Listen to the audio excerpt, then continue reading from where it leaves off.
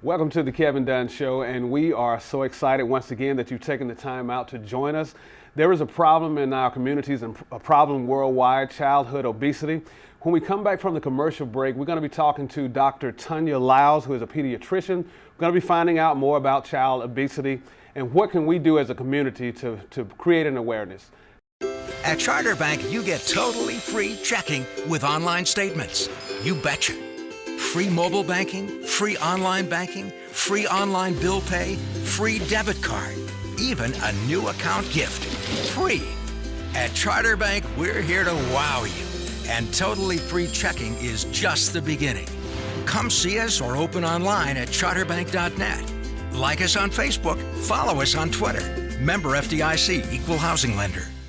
Life in the country is a conscious choice. And with that choice comes hard work, attention to detail, and investing in the right tools to keep your home or farm at its best. So why choose anything but the very best zero turns on the market today? Exmark. Known for their durability, precision cut, and time-saving performance, Exmarks are the preferred brand of mowing equipment for the landscape professional and people like you who take pride in their lawn. For special pricing incentives, visit exmark.com or your local dealer. Welcome back to the Kevin Dunn Show, where we have a special guest today, Dr. Tonya Lyles, who is a pediatrician. How are you doing, Dr. Lyles? I'm doing good, thank you. Dr. Lyles, what made you want to go into this field, being a pediatrician? Well, from what I understand, from adults who've known me since I was a child, this is something I've always wanted to do. They say since I was 5, I said I wanted to be a baby doctor. And as I got older, I realized baby doctor was a pediatrician. And the desire for that has just kind of grown over the years. Over the years. So where did you actually start your training, or where did you go to school to receive your training? Well, I always tell people I have to say I started my training actually in high school. High school. I was afforded the ability to go to a high school that was a magnet school, Kenwood Academy in Chicago, and it allowed me to determine what track I wanted to follow as far as my future was concerned. And I wanted to be a doctor, so I chose biology as a track I wanted to do, and biology pre-med. And in high school, they allowed me to do that. From there, I matriculated to Xavier University, and that was because Xavier was one of the top 5 schools in getting students into medical school. Their pre-med program at that time was excellent. And so I decided to go there. And from Xavier, I went to Meharry Medical College, one of our historic HBCUs in Nashville, Tennessee. And I decided there that I wanted to serve the underserved. I think that was a mission that Meharry had, and I saw a need in the communities in Nashville at that time, and it really drew on my heart, and I decided that that's what I really wanted to do. It also afforded me the ability to merge my medical knowledge with my background, which is basically education. My parents, aunts, uncles, all of which are educators. So it allowed me to be able to merge the two. I found myself getting a lot of gratification from not only treating patients, but also educating patients at the same time. That's great. That's powerful. I think it was Frederick Douglass had a saying, it's better to train a child than to repair an adult. This is true. As we're talking about child obesity today, I think that is so relevant to that saying. When did childhood obesity become a problem? Childhood obesity became a problem starting in the 80s. Over the last, I'd say, 3 decades, the rate of obesity has increased 2-fold in children, 3-fold in adults. I think we started noticing the trend toward the end of the 80s, I believe is when we started noticing the trend.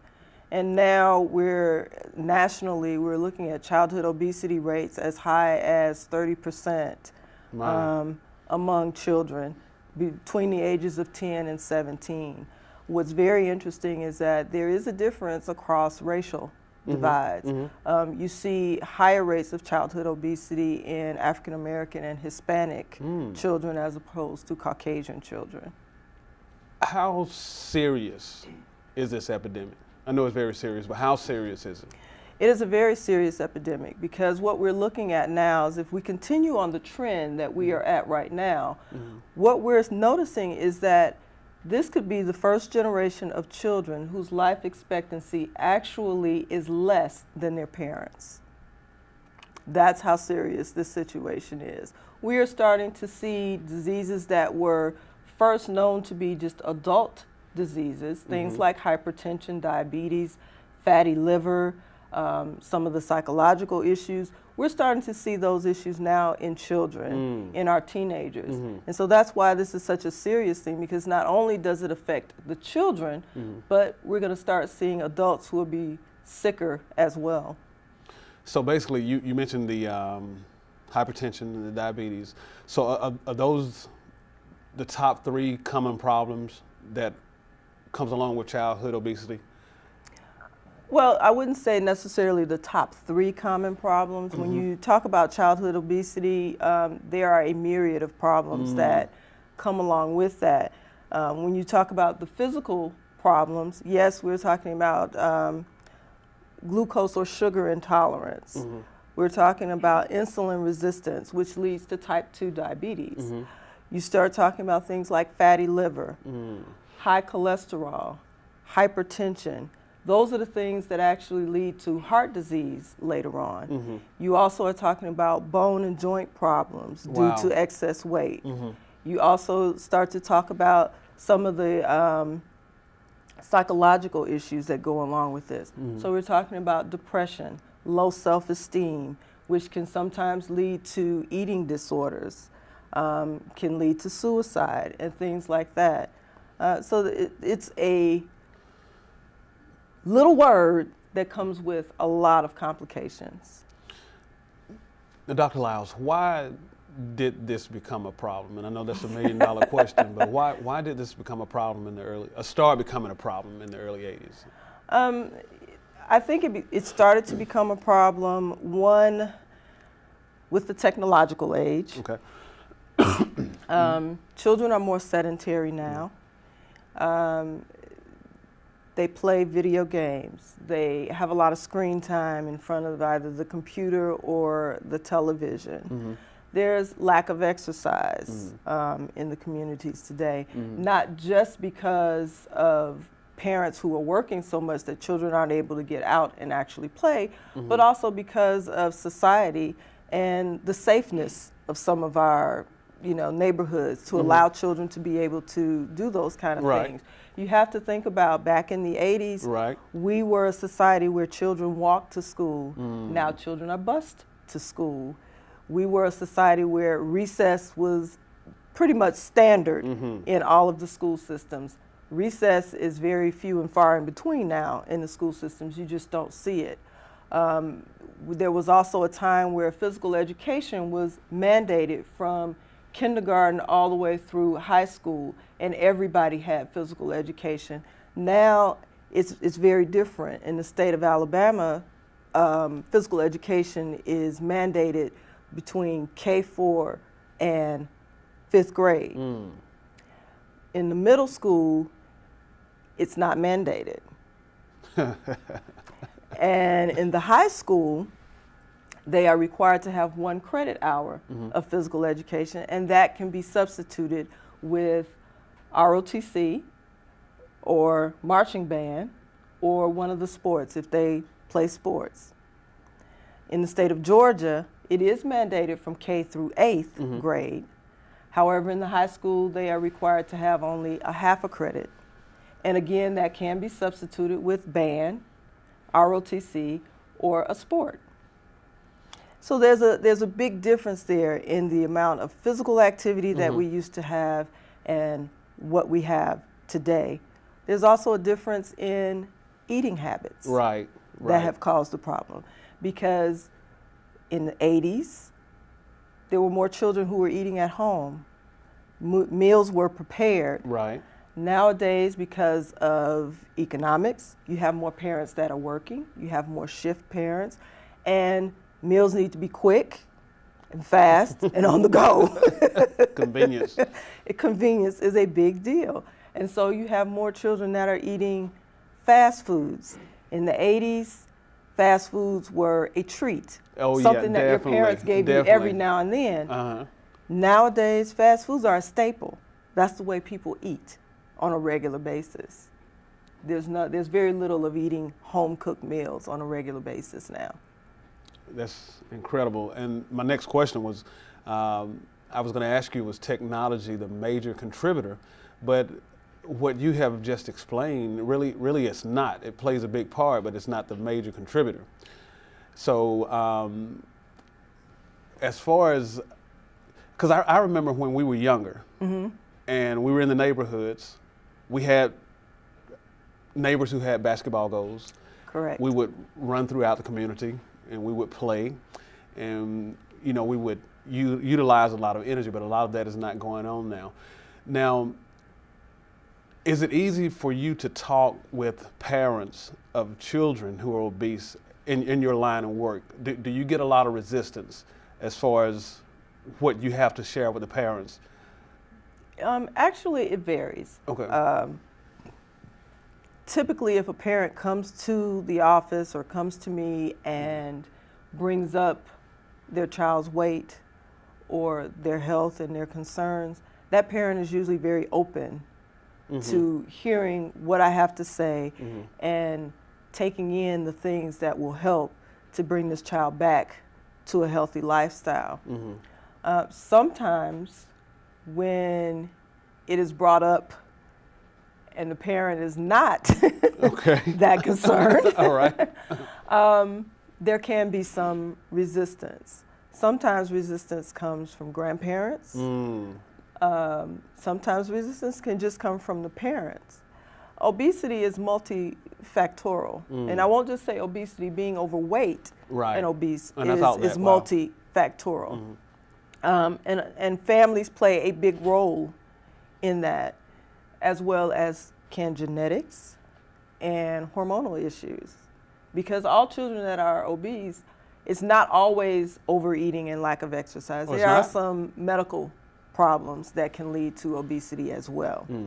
But I will say that the majority of children that are obese or overweight is more environmental as opposed to being organic, meaning there's not a medical problem for it most of the time.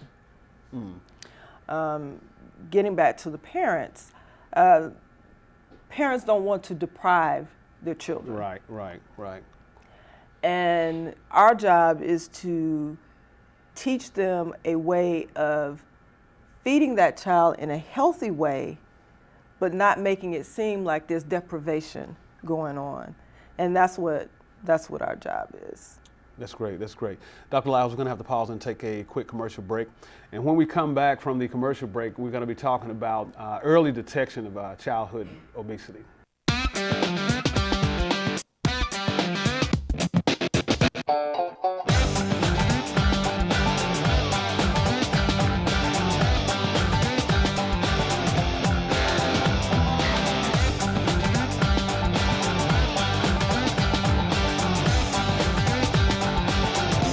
Trailers, Jewelry and Pawn, 504 Greenville Street, serving LaGrange for 42 years. Pop's Party Place in LaGrange, with more than just inflatables on our soft floors, has the largest party space in the region. Of course, Pop's specialty is our giant party playroom, especially equipped for you and your child to make great birthday memories. School classes and teams celebrate with us too. Does your group need to raise money? Call about our Spirit Days. Now open weekdays for discounted parties and open play. The star in your family has a place at Pop's. Check out the new club room for teens and adults. Perfect for the Sweet 16, turning 13, and the Big 4-0. Call for a tour today and find us on Facebook, Pop's Party Place, where kids can be kids. Maximum Tax Professionals in West Point has an expert staff that will meet all your tax preparation needs. Maximum Tax Professionals would love to prepare your taxes. Their ultimate goal is to maximize your return with you receiving your refund usually within 7 days. They offer free estimates, W-2 Express, notary services, and all military, self-employed, and walk-ins are welcome. You can even earn cash on referrals. And don't forget to ask them about Audit Plus Protection. If you would like your return maximized, visit Maximum Tax Professionals in West Point. Welcome back to the Kevin Dunn Show, where we are discussing childhood obesity today with Dr. Tonya Lyles. Dr. Lyles, how can you detect childhood obesity early? Is there a way to detect it? I think the first thing you have to do is know what the risk factors are. And some of the risk factors are, one, genetics. As I alluded to before, when we talk about genetics, if there is a parent in the house who is overweight or obese, or both parents in the house are overweight or obese, that gives an indication that that child is genetically predisposed to gaining weight if put in an environment that lends itself to that. So if you put a child in an environment where there's a lot of high-calorie foods, fast foods, fatty foods, sugary drinks, things like that, and you see that both parents are overweight or obese, that child has a propensity to be that way as well. So you want to do things that will prevent that from happening. Not only that, if you have a child, the other risk factor is a child who's sedentary, child who doesn't do anything. They spend the day like this all day long. That child has a propensity to be obese. We can look at growth charts in our office and see if you have a child that's kind of following their growth chart and on the average curve, then that's a child that's probably going to be okay. If you see a child that's kind of going straight up exponentially, that's a child you want to watch, because that child is probably going to have some problems with weight. And so we follow growth charts that give us an indication as to whether or not we need to watch this child a little more closely with respect to their development. Okay, as a physician, what can you do to raise an awareness about childhood obesity? Start young. Start young. We start counseling parents and talking to parents very early about feeding children, as early as infants. We have a tendency to think a big fat baby is a very healthy baby. That's not necessarily so. And I think in society today we've gotten so used to seeing these big chunky babies that we think that is the norm, when in actuality, if we plotted these babies out on a growth chart, those usually are the babies that are above the norm on the growth chart. And that little baby that you think needs to be fed because it looks small is usually the norm on the growth chart. So getting parents aware of that, teaching parents how to eat more healthy, explaining to them that 5 servings of fruits and vegetables a day is important. Plate models, teaching parents about plate models. When you teach a parent about plate models, you teach them, 2 vegetables, 1 starch, a meat about the size of the palm of your hand. That's a typical plate model for a child. And portion sizes are very, very, very important. And we also emphasize portion sizes. We try to get out in the community and do the same thing at the schools, raise awareness about exercise. You don't want to make exercise mundane. You don't want to make it a chore. Exercise can simply be running outside and playing tag, which is what we used to do when we were little. It can be that simple. It can be from that to structured exercise, like Zumba classes or weight training classes or things like that. But it doesn't always have to be that. I tell a lot of children in the office, if you have a video game, if it happens to be a Wii or the Xbox Connect, put on Dance Central or something similar to that, and dance for 30, 45 minutes. Interesting. Dance vigorously. That's exercise. Exactly. And it's fun. And it incorporates that little box that they're so enthralled with. So it's a win all the way around. It's a win all the way around. Now, can you give us some statistics in Chambers of Troup County as it relates to childhood obesity? Interesting enough, there isn't set data that I could find that is specific for Troup or Chambers County with relations to childhood obesity. You will see it for adults, and I believe the adult and overall obesity rates are in the 30%, 40% range for both counties. The other interesting thing is that Georgia and Alabama were like second and third. They flip-flop back and forth as far as states are concerned that have problems with obesity and in childhood obesity. I think Georgia was the third back in 2011. The best thing that I can say that has happened since the awareness of Michelle Obama's Let's Move and everybody discussing childhood obesity is that these rates in our states have actually decreased. Alabama and Georgia have actually shown a decrease in childhood obesity over the past 2 years since 2012, which is very good, but we still have a long way to go. Wow. Now, are obese kids primary targets for being bullied? That's an interesting question, because that encompasses the psychological problems that occur with children who are obese. Certainly those children are targets for bullies. They have low self-esteem. They become depressed. But what's interesting is that you can actually have the opposite, where those children act as the bully. Oh, okay. All right. So you can have that problem as well. There are a lot of psychological problems that go with being obese, because if you have a child with low self-esteem and who's depressed, particularly female child, those children sometimes as they become adolescents and high school students or teenagers can be prone to teenage pregnancy because they are so open to anyone showing them affection that they become a little uninhibited. Right, right. I'm going to give you a scenario. A 4-year-old child is at the table. Child, we'll say 4 or 5, weighs about 75 pounds. Okay. The child was asking for extra sweet potatoes, macaroni and cheese, bread, and a family member says to the child, "You do not need to be eating all of that stuff."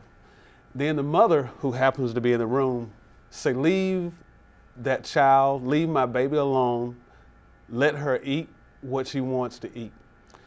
What would you say to the mothers? And there are mothers out there who feel that way. What would you say to those mothers who say, "Let my baby eat what they want to eat"? I would say that was actually sending the wrong message. It is our responsibility as mothers, as parents, to teach our children to eat healthy. They should eat when they're full. The best way to say this is when they're full, they should push away from the table. We eat to be full. We don't eat for comfort. We don't use food as rewards, which a lot of us do. It is our job to teach our children to be healthy. It's funny because I'm going to make a lot of parents a little angry, but we have to take responsibility for our children's health. We have to be advocates for our children. And most children do not buy food and they don't shop for food. And most children do not prepare foods. So, you know, one of the things I always say is it's very unfair to blame a child for eating the quote-unquote wrong things. It's very unfair to do that because they only eat what they have access to. That is and so what true. they have access to is because of what we as parents buy and what we prepare. If it's not in the house, they don't get used to eating that. Particularly, and I use myself as an example, about, I'll say 15 years ago, we stopped drinking sodas, or people from the Midwest, pop, in the house. Okay. My children, to this day, don't really drink sodas. If we go to a restaurant, they order water. They may order tea. If we're at home, they drink water, juice, milk, because that's how they were raised. They don't care for soda. So I say that to say that when you train a child in a certain way, Right. when you bring things into the house that are healthy, when you teach them to eat a certain way, that's the way that child is going to go. Exercise is important, but everything has to be done as a family. When you are talking about treating childhood obesity, it has to be a family event. You cannot take an isolated child and sit them over there and say, you can't eat X, Y, and Z, but it's okay for me to eat X, Y, and Z. That doesn't work. Not only do you further push that child into depression, you further lower that child's self-esteem because you make them feel like they're isolated already and that something is wrong with them. Not only now are they disconnected from the rest of the family, but they're also isolated at school. That's where the psychological problems start to really come into play. So it's important that the family treat obesity as a whole. We treat it as a family. So family. Family is very, very important. I, as a physician, cannot do anything with a child who is overweight or obese if I don't have the cooperation of the family. That's very interesting that you say that. I know you talked about self-esteem earlier. Do you have any ideas on how to build a child who's obese, how to build their self-esteem? One of the things I always tell parents is be careful what you say to your child. We don't want to harp on the negative things. When you talk about things that are healthy, when you're trying to tell them it'd be better if you ate this apple as opposed to eating the donut, don't harp on the weight. Talk about why they need to eat the apple. Why is the apple the better thing to eat? It helps with, it keeps your heart healthy. You want to talk about the positive things as opposed to the negative things. When they're exercising, don't harp on what they can't do. Talk about the positive things. Last week you were only able to run for 15 minutes. Today you're running 20 minutes. That's really great. You want to set small goals, short-term goals, things that are easy goals that can be reached. You don't want to say, I expect you to lose this much weight in 5 or 10 pounds in a week. That's unrealistic. It's unrealistic. Set a small goal. We're gonna lose 1 pound in a week and celebrate that small goal before you start going on to the next goal. Those are things that build self-esteem with a child. And as always, parents should always, always, always emphasize to their child that they are beautiful, that they are handsome, that they are smart. You always want to give your child praise. Wow, That's incredible. Dr. Lyles, our time is about up. I want to thank you so much for being a guest on the Kevin Dunn Show. You've shared some valuable information, and I know people are going to be blessed by your presence today. And remember, if there's a topic that you would like to see discussed on the Kevin Dunn Show, please email us at thekevindunnshow@wjcntv.com. Thank you for watching and have a wonderful day.